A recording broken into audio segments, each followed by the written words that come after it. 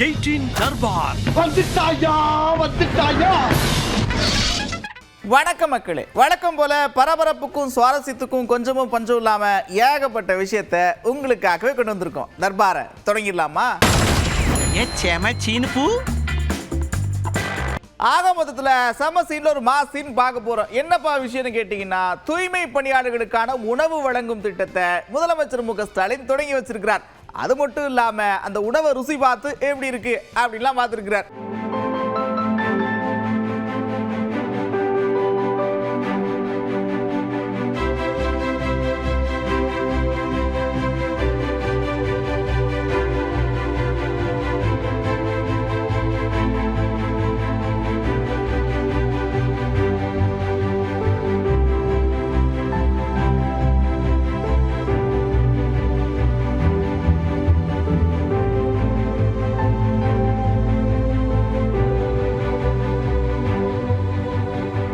திட்டத்தை தொடங்கி வச்ச பிறகு மேடையில் பேசின முதலமைச்சர் என்ன சொன்னார் தெரியுமா?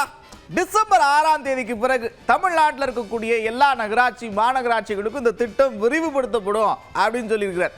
தூய்மையான முறையில சமைச்சு டிஃபன் பாக்ஸ்ல போட்டு சூடு குறையாம இருக்க வெப்ப காப்பு பையில அதை எடுத்து செல்லப்பட்டு தூய்மை பணியாளர்கள் பணியாற்றக்கூடிய இடத்துக்கு பக்கத்திலேயே உள்ளாட்சி அமைப்புக்கு சொந்தமான கட்டிடத்துல உணவு பரிமாறப்படும்.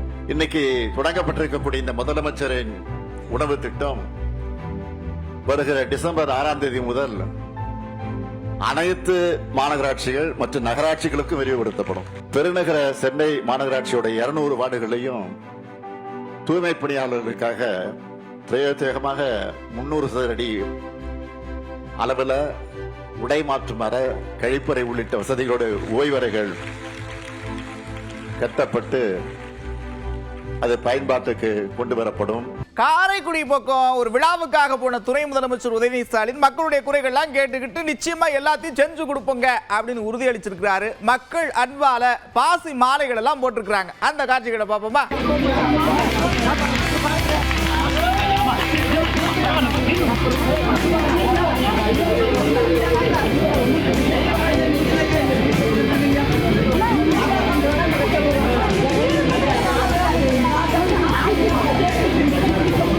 பாருங்க, மாப்பிள வருதா ஆனா போட்டிருக்கிற சட்டை அப்படிங்கிற மாதிரி ஒரு சம்பவம் ஒன்று நடந்திருக்கு. घूम रहे हो तुम्हें ये भी नहीं पता गाड़ी किसके नाम है? मैं जो पूछ रहा हूँ तुम्हें ये नहीं पता गाड़ी किसके नाम है? स्कूटर क्या लगा है गाड़ी में? उससे मुझे क्या मतलब है? उससे मुझे क्या मतलब? तुमसे परचेज की थी और विधायक क्यों लिखा है? कौन विधायक है? तुम हो? नहीं सर, पहले ही से लिखा हुआ। तुम यूज करोगे गाड़ी का? विधायक लिखा करके गाड़ी चलाओगे? क्यों? अकल है कि नहीं है थोड़ा सा? ऊपर माला खाली मैं पूछ कर अब विधायक लिखा के गाड़ी में क्यों घूम रहे हो? பாருங்க, நீங்க ரோடு ஒர்க் பண்ணுங்க, என்ன வேணா பண்ணுங்க, ஆனா நான் 2 வீலர் அந்த பக்கம் கொண்டு போனோம், அதுக்கு என்ன வழின்னு சொல்லுங்க அப்படின்னு ஒருத்தர் கேட்டிருக்கிறார். அப்படி என்ன பண்ணா, ராட்சத குழாய் ஒன்று ரோட்ல இருந்திருக்கு பாத்துக்க. சரி ஓகே, குழாய்க்குள்ளேயே போயிடுறேன் அப்படின்ற மாதிரி ஒருத்தர் 2 வீலரை கொண்டு போய் அதுக்குள்ளே போயிருக்கிறார்.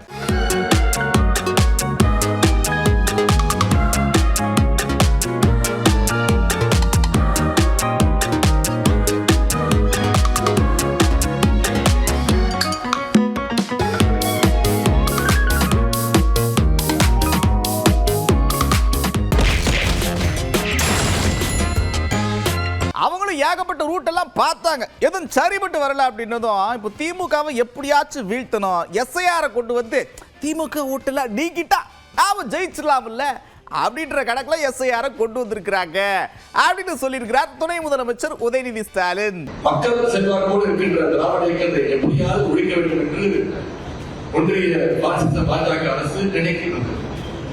நேரடியாக மக்களை சந்திக்க முடியாதவர்கள் குறுக்கொழிய இன்றைக்கு தேடிக் கொண்டிருக்கிறார்கள். அதனால்தான் இன்னைக்கு எஸ்ஐஆர் என்ற சிறப்பு தீவிர வாக்காளர் பட்டியல் திருத்தத்தை இன்றைக்கு தமிழ்நாட்டில் கொடுத்திருக்கிறார்கள். எப்படியாவது திமுக ஆதரவு வாக்குகளை எல்லாம் குறிவச்சு நீக்க பார்க்கிறாங்க. குறிப்பா கழகத்திற்கு ஆதரவாக இருக்கக்கூடிய சிறுபான்மையினர், பெண்கள், ஒடுக்கப்பட்ட பிற்படுத்தப்பட்ட மக்களுடைய வாக்குகள் எல்லாம் நீக்கிட்டு எப்படியாவது குறுக்கோயில ஜெயிச்சிடலான்னு ஒன்றிய பாஜக அரசு திட்டமிடுது. தமிழ்நாடு இருக்கக்கூடிய ஒவ்வொரு பூத்துலையும் கடைசி கருப்பு சிறப்பு தொண்டரை மீறி ஒரு தகுதியான வாக்காளர்களை கூட உங்களால் நிச்சயம் நீக்க முடியாது. நீங்க விட மாட்டோம். ஒரு பக்கம் அவர் அப்படி சொல்ல, இன்னொரு பக்கம் தாவேக தலைவர் விஜய் எஸ்ஐஆர் தொடர்பா ஒரு வீடியோ வெளியிட்டு இருக்கிறார், பார்த்துருப்பீங்க. அதுல ரொம்ப முக்கியமான ஒரு விஷயத்த சொல்றாரு. என்னன்னா, இங்க பாருங்க, இந்த படிவம் இருக்குல்ல, படிவம் அது தாவேக தொண்டர்களுக்கு மட்டும் கிடைக்க மாட்டேங்குது, கொடுக்க மாட்டாங்க, இதுல நிச்சயமா சதி இருக்குது அப்படின்னு சொல்லியிருக்கிறார். நம்ம ஜென்சி கிட்ஸ், நம்ம ஃபஸ்ட் டைம் ஓட்டர்ஸ், நம்ம புது வாக்காளர்கள், நம்ம நண்பா நண்பிகள், அவங்க ரொம்ப கேர்ஃபுல்லாக இருக்கணும். நான் ஆல்ரெடி சொன்ன மாதிரி உங்களுக்கான ஃபார்ம், அந்த ஃபார்ம் நம்பர் 6, அதை கரெக்டான டீட்டெயில்ஸோட கரெக்டான உங்கள் டாக்குமெண்ட்ஸை வச்சு அதை சப்மிட் பண்ணுங்கள். முக்கியமாக நம்மளுடைய டிவிகே தோழர்களுக்கு அந்த ஃபார்ம் கிடைக்க மாட்டேங்குது, கொடுக்க மாட்டேன்றாங்க அப்படின்ற சில கம்ப்ளைண்ட்ஸ். இது யார் பண்ணுறாங்க அப்படின்றது நான் தான் சொல்லி தெரிய வேணும்னு ஒன்றும் அவசியம் இல்லை உங்களுக்கு. இந்த 6,36,00,000 வாக்காளர்களுக்கு ஒருத்தர் விடாமல் இந்த ஒரே மாதத்துக்குள்ளே எப்படி எல்லாருக்குமே அந்த ஃபார்ம் போய் ரீச் ஆகும்? அருக இந்த படத்தில் வந்தா அப்படி அந்த பீச் செட்டப்பு, அப்புறம் அந்த கோட்டை செட்டப், இப்படிலாம் ஏகப்பட்ட விஷயம் பண்ணியிருப்பாங்க. நாம பாட்டுக்கு நடிச்சுட்டு போயிடலாம். எதுக்கு இதை சொல்ல வரேன்னா, படத்தில் வேணா வந்த உடனே சிஎம் ஆயிடலாம், அரசியல் அப்படிலாம் முடியுவா அப்படின்னு சொல்லியிருக்கிறாங்க நடிகை ரோஜா. வந்த உடனே சிஎம் ஆயிடணும், வந்த உடனே சைன் பண்ணோன்னா அது சினிமாவில் முடியும், ரியல் லைஃப்பில் முடியாது. பாலிடிக்ஸில் வந்தேன்னா இறங்கி உழைப்பாளி மாதிரி வேலை செய்யணும். சினிமா ஹீரோன்னா உங்களுக்கு தெரியும், அவங்க வந்து ஒரு கடவுள் மாதிரி, ஒரு கிங் மாதிரி, எல்லாருமே எல்லாம் அவங்களுக்கு அரேஞ்ச் பண்ணி வச்சா அவங்க வந்து உட்காந்துட்டு அது அந்த பவரோ இல்லை அந்த பேரோ அது அவங்க வந்து என்ஜாய் பண்ணலாம். ஆனால் பாலிடிக்ஸில் அப்படி இல்லை. நோ நோ நோ நோ, அதெல்லாம் நாகரிகம் இல்லைங்க, நாகரிகம் இல்லை. இப்படி எப்படி சொல்ல முடியும்? அதாவது நிறைய பேர் பேசிக்கிட்டு இருக்கிறாங்க கூட்டணிக்காக, ஆனால் இப்போ சொல்லிவிட்டா நாகரிகமா இருக்காது அப்படின்னு சொல்லியிருக்கிறாரு அமமுக பொதுச் செயலாளர் டிடிவி தினகரன். பட் என்னோட யார் பேசிக் கொண்டிருக்கிறார்கள், எந்த கட்சி பேசிக் கொண்டிருக்கிறது என்பதை இந்த நேரத்தில் சொல்வது நாகரிகமாக இருக்காது. ஏன்னா தேர்தல் கூட்டணி முடிவுக்கு வந்த பிறகு சொன்னால்தான் அது சரியாக இருக்கும். இல்லை இல்லை, நான் எந்த முடிவுமே அம்மா மக்கள் முன்னேற்ற கழகம் இன்னும் எடுக்கலை. எங்கள் தலைமை கழக நிர்வாகிகளோட, மாவட்ட செயலாளர்கள், மற்ற நிர்வாகிகளோட கலந்து பேசி தான் எந்த முடிவும் எடுக்கணும். இது இன்னும் அந்த முடிவுகளுக்கெல்லாம் நாங்கள் வருகிற அந்த ஸ்டேஜ் இன்னும் வரல.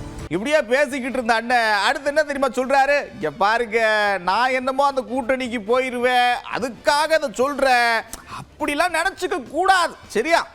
அதாவது என்ன சொல்றேன்னா, திமுக தாவேக இந்த கூட்டணி போட்டி பயங்கரமா இருக்க போகுதுங்க அப்படின்னு சொல்லியிருக்கிறார். இதில் ஆளுங்கட்சி கூட்டணிக்கும் தாவேக கூட்டணிக்கும் தான் கடுமையான போட்டி இருக்குன்னு நான் நினைக்கிறேன். ஏன்னா அது நான் ஏதோ அந்த கூட்டணிக்கு போகிறதுக்காகவோ அதுக்கு சமீட்சைக்காகவோ நான் பேசலை. ஒரு குடிமகனாக நாட்டு நிலவரங்களை பார்க்குறப்பையும் ஊடகத்துறையில் உள்ள நண்பர்கள், சர்வே எடுப்பவர்கள்லாம் சொல்வதை வைத்து நான் ஒரு நடுநிலையாக நின்று அந்த கருத்தை சொல்கிறேன். அதுக்காக உடனே தாவேகாவுக்கு ஒரு கூட்டணி போகிறதுக்காக சமீட்சை கொடுக்குறார் அப்படிலாம் கிடையாது. யதார்த்தத்தை சொல்கிறார். அப்புறம் பாருங்க, அவரு நேருக்கு நேர் எங்களை பார்க்க முடியாது, ஏன்னா எங்களுக்கு அவர் துரோகம் பண்ணியிருக்கிறார். இந்த தேர்தலில் அமமுகவோட நோக்கம் என்ன தெரியுமா, இலக்கு என்ன தெரியுமா? துரோகத்தை வீழ்த்துவது அப்படின்னு சொல்லியிருக்கிறார். என்னை சந்திப்பதற்கும் ஏற்றுக்கொள்வதற்கும் பழனிசாமிக்கு தயக்கம் இருக்கு, ஏன்னா எங்களுக்கு துரோகம் செய்திருக்கிறார். ஆனால் அவர் அந்த கூட்டணி அமையாது என்று தெரிந்தும் என்னை கேட்ட அனுபவஸ்தர்களுக்காக, அவர்கள் வயதை காரணம் கொண்டு, அவர்கள் அனுபவத்தை கண்டு நான் வந்து மரியாதை கொடுத்து சொன்னேன். அது அமையலைங்கிறது, அமையாதுங்கிறது தெரிந்தோம். நாங்கள் தனியாக தான் போட்டுவிட்டோம். நாங்கள் தேமுதிகவும் நாங்கள் வெற்றி பெற முடியவில்லை. ஆனால் யார் ஆட்சிக்கு வரக்கூடாது, எந்த துரோகம் வென்றுவிடக்கூடாது என்று நினைத்தோமோ அது நடந்திருக்கிறது. இந்த முறையும் எங்களது முதல் இலக்கு துரோகம் தமிழ்நாட்டு அரசியலில், இந்திய அரசியலில் யாராலும் நினைத்து பார்க்க முடியக்கூடாது வருங்காலத்தில்ங்கிறதுக்காக தான் அம்மா மக்கள் முன்னேற்ற கழகம் இந்த தேர்தலில் சொல்லிக்கிறேன். பாருங்க, பீகார் தேர்தல் முடிவுகள் தொடர்பாக ஏகப்பட்ட பேர் ஏகப்பட்ட கருத்துக்களை சொல்லிக்கிட்டே இருக்கிறாங்க. இப்போ மதிமுக பொதுச் செயலாளர் வைகோ பீகார் தேர்தல் முடிவுகள் தொடர்பாக அவருடைய கருத்தை சொல்லியிருக்கிறார். என்ன தெரியுமா சொன்னார்? நீங்களே பாருங்க. ஏராளமான சுயேட்சை வேட்பாளர்கள் இண்டிபெண்டன்ட் ஒவ்வொரு தேர்தலிலும் பீகாரிலே அவர்கள் நிறைய போட்டியிடுவார்கள், கணிசமான வாக்குகளை பெறுவார்கள். அந்த வாக்குகளில் பெரும்பாலானவை பிஜேபி கூட்டணிக்கு சென்று விட்டன. அதனால்தான் இப்படிப்பட்ட அபரிமிதமான வெற்றியும் இந்தியா பிளாக்குக்கு சரிவும் ஏற்பட்டிருக்கிறது. அதாவது காங்கிரஸ் பேசாம கலைச்சிடலாம் எதுக்கு அப்படின்ற மாதிரி அதிமுக முன்னாள் அமைச்சர் சொல்ல அதுக்கு பதிலடி கொடுத்திருக்கிறார் தமிழ்நாடு காங்கிரஸ் கமிட்டி தலைவர் செல்வ பெருந்தகை. என்ன தெரியுமா சொல்லியிருக்கிறார்? நாவடக்கம் தேவை, 96ல நீங்க எத்தனை சீட்டு ஜெயிச்சீங்க சொல்லுங்க பாப்போம் அப்படின்னு கேட்டிருக்கிறார். காங்கிரஸை பத்தி எங்க தலைவர் ராகுல் காந்தியை பத்தி பேசுறாருன்னா வன்மையா கண்டிக்கிறோம். நாவடக்கம் வேணும், நாவடக்கம் வேணும். நாங்க நாகரிகமா பேசுறோம். நாங்க பேசினா தாங்க மாட்டீங்க. 1991ல எத்தனை சீட்டு வாங்கினீங்க நீங்க? 96ல சொல்லுங்க. 1996 தேர்தலில் அதிமுக எத்தனை சீட் வாங்குச்சு? ராஜேந்திர பாலாஜி பதில் சொல்லுங்க. நாங்க முதன்மை கட்சி கிடையாது. பீகார்ல எங்களுடைய கட்சி இப்போதைக்கு முதன்மை கட்சி கிடையாது. முதன்மை கட்சி தேஜஸ்வியுடைய லல்லு பிரசாத் யாதவுடைய ராஷ்டிரிய ஜனதா தளம். நாங்க முதன்மை கட்சி எங்க தம்பட்டு அடிக்கிறது கிடையாது. நீங்க தமிழ்நாட்டில் முதன்மை கட்சி தான் தம்பட்டு அடிச்சீங்க 96 தேர்தல்ல. 91ல இருந்து 5 ஆண்டுகள் ஆட்சி புரிஞ்சீங்கல்ல அதிமுக. படுதோல்வி அடைஞ்ச சாதாரண தோல்வி அது. சரி, இன்னும் ஒரு படி மேல போய் கேட்கிறேன். எங்க சுப்ரீமோ காங்கிரஸ் தலைவர்கள் தேஜஸ்வி யாதவ் வெற்றி பெற்றிருக்காங்க. 96ல 2 தொகுதியில பர்கூர்லயும் காங்கேயத்திலயும் நின்று அம்மையார் அவர்கள் வெற்றி பெற்றாரா? அன்னைக்கு நாங்க காங்கிரஸ் பேரி உங்க கட்சியை கலைச்சிருங்கன்னு சொன்னோமா? நாகரிகமற்ற முறையில பேசணுமா? உங்க தலைவரை வீட்டுக்கு போக சொல்லுங்க, அரசியல் செய்யாதீங்கன்னு சொன்னோமா? அதுதான் காங்கிரஸுக்கும் நாகரிகத்துக்கும் அதிமுக நாகரிகங்களும் வித்தியாசம். அடுத்து பீகார் தேர்தல் முடிவுகள் தொடர்பா அண்ணன் சீமான் என்ன தெரியுமா சொன்னாரு? வரவேற்கிறேன் காங்கிரஸோடைய வீழ்ச்சியை வரவேற்கிறேன் அப்படின்னு சொல்லியிருக்கிறார். நான் காங்கிரஸ்னு ஒரு கட்சியவே அழிச்சு ஒழிக்கிறதுக்காக களத்துக்கு வந்த மகன். என் இனத்தை அழிச்சது, என் இனத்தின் விடுதலை கனவு அழிச்சது, கச்சத்தீவை தாந்தோன்றித்தனமாக எடுத்து கொடுத்து என் வீணவன் வாழ்வுரிமை பறிச்சது, 10 லட்சம் பேரை ஒரே ராத்திரியில் நாடற்றவனை இறக்கி விட்டது. இங்கே ராஜீவ் ஜெயவர்தனை ஒப்பந்தத்தில் எங்கள் இனத்தின் விடுதலை கனவை அழித்து நாசமாக்கியது. எனக்கு இருக்கிற வலியும் வன்மமும் உலகத்தில் எவன்கிட்டையும் சொல்ல முடியாது. புரியுதா? காங்கிரஸை ஒழிக்கிறதுக்காக தான் இந்த களத்துக்கே வந்தேன் நான். அதனால் அது வீழ்றதுல எனக்கு பெருமைதான். கர்நாடக அரசு ஒரு அறிவிப்பு வெளியிட்டு இருக்கிறாங்க. பயங்கர வரவேற்பு பார்த்துக்க. என்னப்பா அப்படின்னா, பெண்களுக்கு மாதவிடாய் காலத்தில் ஊதியத்துடன் கூடிய ஒரு நாள் விடுப்பு கொடுக்குடுங்க அப்படின்னு ஒரு அறிவிப்பை கர்நாடக அரசு வெளியிட்டிருக்கிறாங்க. இது எந்த அளவுக்கு பயனுள்ளதாக இருக்கும், இந்த அறிவிப்பை எப்படி பார்க்குறீங்க அப்படின்னு மக்கள்கிட்ட கேட்டிருக்கோம். மக்கள் பலவிதமான கருத்துக்களை சொல்லியிருக்கிறாங்க. பாப்போமா? ஏன்னா லேடிஸு ரொம்ப தூரம்லாம் பயணப்பட்டுலாம் வேலைக்கு வராங்க. அது அவங்களுக்கு தான் அந்த கஷ்டம் தெரியும். அந்த மாதிரி இங்கே ஒரு விடுப்பு சலுகைலாம் இந்த மாதிரி கொடுத்தா நல்லா இருக்கும் எதிர்பார்க்குறோம். அந்த நேரத்தில் வந்து கால் வலி, அந்த இடுப்பு வலி, நம்மளால உட்காந்து எந்த இடத்துலையும் ஒரு வேலை செய்ய முடியாது.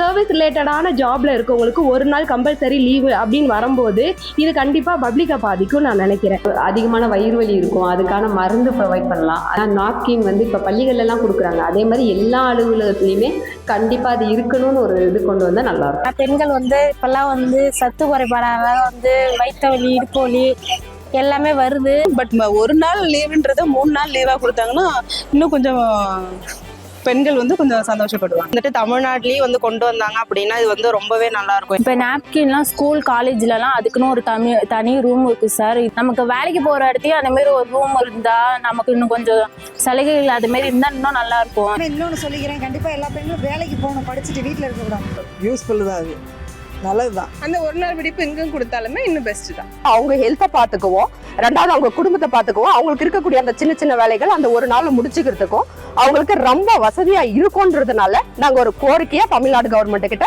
வச்சிருக்கிறோங்க. அதனால அந்த மாதத்தின் விடுப்பு வந்து கொடுக்கும் போது நீங்க அவளுக்கு சம்பளத்துடன் கொடுத்தா நாங்க இதை வரவேற்போம். நம்ம தமிழ்நாட்டில் 2 நாட்களா சொன்னா அது நல்ல ஒரு உதவியா இருக்கும். ஏன்னா பெண்கள் வந்து வேலைக்கு போகும்போது அந்த நேரத்துல அவங்களுக்கு உடல் சோர்வோ மன உளைச்சலும் அதிகமா இருக்கு. பார்த்தீங்கன்னா ஸ்டொமக் பெயின் அந்த மாதிரிலாம் இருக்கும். ஸோ அந்த டைம்ல வேலைலாம் கண்டிப்பா செய்ய முடியாது.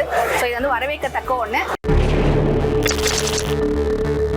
மோசமான சம்பவங்க, ரொம்ப மோசமான சம்பவம். இருக்க பயணிகளுடைய பாதுகாப்பு என்ன அப்படின்னு கேள்விக்குறியா இருக்கு. அப்படி என்னப்பா சம்பவம்? அரசு பேருந்து ஒன்றுல ஹெட்லைட் ஒன்று வேலை செய்யல பார்த்துக்க. அதுக்கு என்ன தெரியுமா பண்ணியிருக்கிறாங்க? மொபைல் டார்ச் அடிச்சு பேருந்தை இயக்கியிருக்கிறாங்க.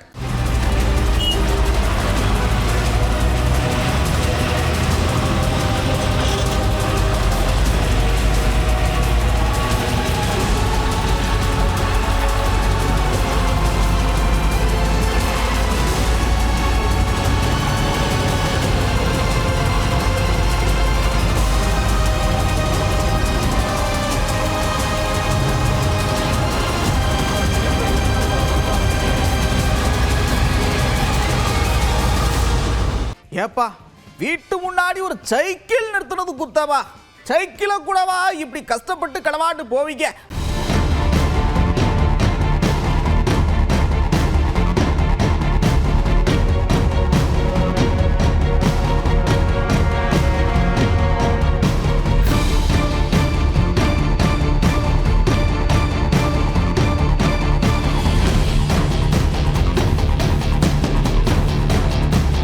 அப்புறம் என்ன, ஜாலியா சிரிச்சுட்டே ரசிட்டே பார்த்துருப்பீங்க. நான் கடை முறை நேரம் வந்துருச்சு. மறுபடியும் இதே மாதிரி ஒரு தர்பார் உங்களை சந்திக்கிறேன். அதுவரை விடைபெறுவது நான் நந்தா. இது 18 தர்பார். 18 தர்பார் வந்துட்டாயா.